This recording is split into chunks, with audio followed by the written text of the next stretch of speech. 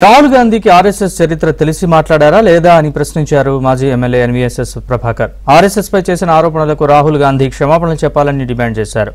చైనాతో జరిగిన యుద్ధంలో ఆర్ఎస్ఎస్ సేవల్ని గుర్తించి ఆనాడు గణతంత్ర దినోత్సవ వేడుకల్లో పాల్గొనాలని స్వయంగా నెహ్రూ ఆహ్వానించారని అన్నారు. లోక్సభలో సంఘ్ చేసిన సేవలను వాజ్పేయి కొనియాడారన్నారు. ఇప్పుడు రాహుల్ గాంధీ దేశ ప్రజలను అవమానపరిచేలా మాట్లాడుతున్నారని దుయ్యబట్టారు. రాహుల్ వల్ల కాంగ్రెస్ పార్టీ అతిపెద్ద ప్రాంతీయ పార్టీగా మారిందన్నారు. గారు రకరకాల విమర్శలు గుప్పించారు. ఆయన చరిత్ర తెలిసి మాట్లాడా, చరిత్ర తెలియక మాట్లాడా?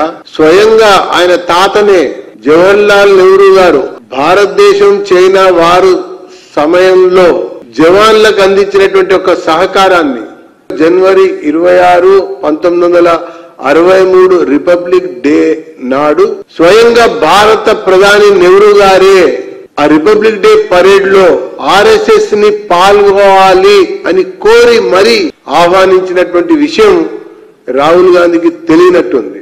తర్వాత మహాత్మా గాంధీ గారు కూడా ఆర్ఎస్ఎస్ సమ్మర్ క్యాంప్ వార్దా అనేటువంటి ఒక జిల్లాలో పాల్గొని ప్రసంగించారు.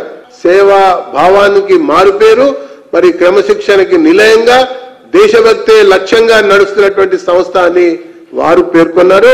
ప్రణబ్ ముఖర్జీ గారు కూడా నాగ్పూర్ వెళ్లారు. సర్సంఘ చాలక్ మోహన్ జీ భగవత్ గారిని కలిశారు.